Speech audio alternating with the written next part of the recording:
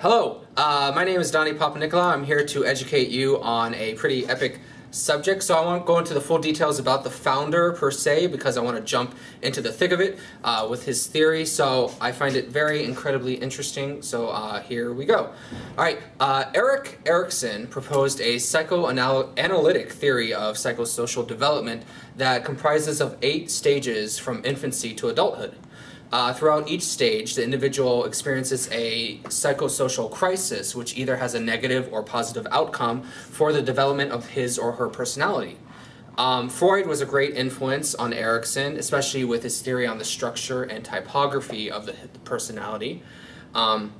Erikson later infuses the roles of culture and society together, blah, blah, blah. Basically, a ton of psychology jargon, a little too complex for me to explain in 10 minutes, so what I'm going to be doing is essentially Erikson concluded that the ego develops as it resolves crises that are social in nature. So crises such as trust, identity, care, hope, etc. Erikson takes Freud's inspiration of personality development and expands upon it, adding the inclusion of the entire lifespan of the individual. So Erikson later determines that the personality develops in a predestined or predetermined manner. All right, this is called the epigenetic principle. So essentially making these 8 stages of development. This predetermined program of stages establishes the set of life skills and abilities that reside within each person, and these skills and abilities will help them throughout life. Erikson's stages are heavily predominant around the adolescent period of a person's life, seeing it as the most crucial stage of development of any individual's identity. So with each stage, Erikson proposes a crisis of psychological nature because they involve psychological needs of the person themselves conflicting with society's needs. With the successful completion of each stage, the person receives a healthy personality and acquires a basic virtue. So virtues include will, love, fidelity, health, wealth, happiness.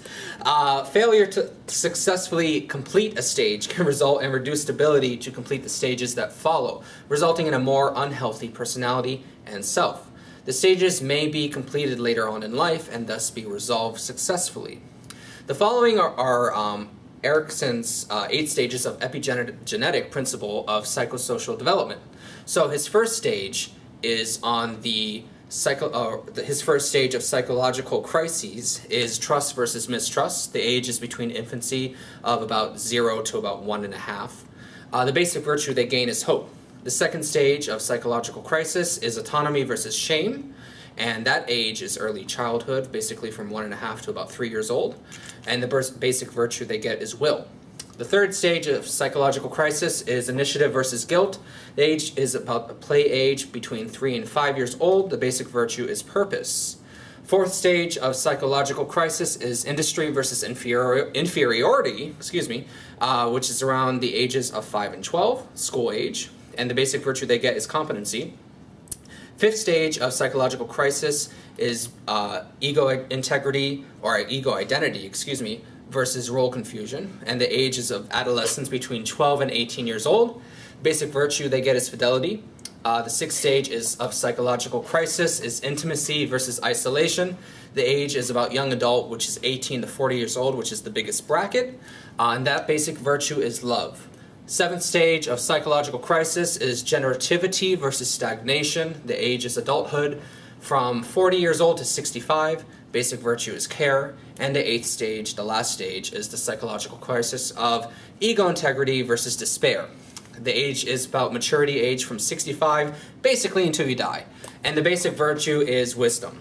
Okay, so now I'm going to go over each stage of development in a little more detail.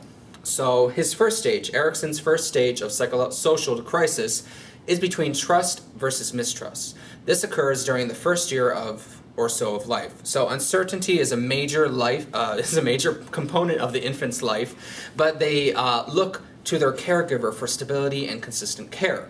If the caregiver is consistent, predictable, and reliable, the infant will develop a sense of trust, enabling them to feel secure.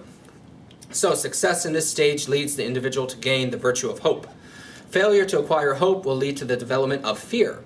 So Erikson's second stage is of autonomy versus shame and doubt. So in this stage, the person is between the ages of 18 months and 3 years old. They're developing physically, becoming more mobile and independent. The child's discovery is heightening and their sense of autonomy is increasing. So the role of the parent is balanced with the child's development and exploratory interests. The aim is self-control without loss of self-esteem. So success of this stage will lead to gaining the virtue of will. Confidence and support is a key component in this stage. If the child is criticized, overly controlled, has a lack of assertiveness basically, the child will lack self-esteem and feel a sense of shame or doubt. Okay, initiative versus guilt is the third stage in Erikson's theory. Basically around the age of 3 to 5, children are asserting themselves more freely. The child's vitality may be misunderstood as aggressiveness to parents. Interaction with school children is key in this stage, allowing them to explore their interpersonal skills through games, activities, and engagement. If the child's initiative is successful, they begin to feel secure in their leadership ability and make decisions which will lead to their apprehension of virtue purpose. So if the child is shut down for whatever reason through criticism or control, the child begins to feel guilty. They may feel like a nuisance to others because followers and become followers rather than leaders. Lack the self-initiative basically. Erikson's fourth stage is of industry competence versus inferiority. So in this stage, the child is between the ages of 5 and 12. Learning, reading, writing, mathematics are developing more rapidly, and teacher or the teacher role becomes a more important role during this stage. At this stage, the child's peers will become a big influence and hold a greater significant hold over the child's self-esteem. Demonstration of societal exceptions or acceptances and norms are key in the stage where winning over the majority is the goal, developing a sense of pride. So, if the child is encouraged, they may feel confident in their ability to achieve and reach goals. If the child begins to feel inferior, doubt sets in and they may restrict themselves. A balance between competence and modesty is necessary, so success leads to the virtue of competence in this stage. Identity versus role confusion is Erikson's fifth stage in personality development. This stage occurs during adolescence from about 12 to 18 years old. In this stage, individuals are searching for self and personal identity through an exploration of personal values, beliefs, and goals. This transition from childhood to adulthood is the most important stage in Erikson's theory. So children become more independent and have thoughts about their prospective future, like relationships, career, family life, housing, adulting, basically. So the individual desires to be a part of society. In this stage, the individual examines their identity and try to figure out who they are and who they want to be. So Erikson proposes that there are two kinds of individuals in this stage, the sexual and the occupational. So they either question who they want to be or who they are and what appropriate sex role they want to do or have. Body image of the adolescent changes, and the individual may feel uncomfortable about their body for a while until they grow or adapt to the changes. With successful completion of this stage, the individual gains the virtue of fidelity. So, a basic commitment to oneself or others is fidelity, and it's basically an acceptance. Their identity forms based upon the outcome of their explorations and choices they've made. Pressure may cause this stage to fail, leading to an identity crisis, confusion, or unhappiness. The sixth stage deals with intimacy versus isolation. In this stage, ages 18 to 40 years of age are included. It's the largest gap. Individuals begin to share themselves with each other and become more intimate with others. They explore relationships leading to commitments. Successful completion of this stage will result in happy relationships, a feeling of commitment or belonging, safety, or care.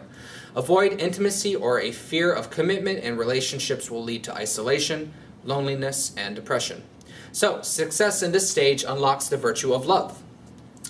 Generativity versus stagnation is the seventh stage in Erikson's theory. This occurs during the middle adulthood ages between 40 and 65. In this stage, individuals establish careers, settle down with their relationships, start families, and gain a deeper understanding of the bigger picture. Generativity is a basic concern for others, so this includes the raising of children, being a productive member of society at work, and becoming involved in community activities and organizations. By failing to achieve these goals, the person becomes stagnant and develops a feeling of unproductiveness. Success in this stage will lead to the virtue of care. So Erikson's eighth and last stage is, in his psychosocial development theory, deals with ego, integrity versus despair. In this mature stage, 65 years and older are the target audience. The individual grows old, slows down their product or productive lives, and explore the life of retirement.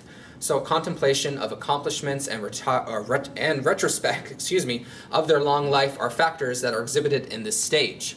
These feelings develop integrity. So, if the person feels dread, unproductive, guilt about their past, or feels inferior about their accomplishments and goals in their life, the dissatisfied feeling of despair develops, often leading to depression and hopelessness. So, success in this final stage allows the person to obtain wisdom.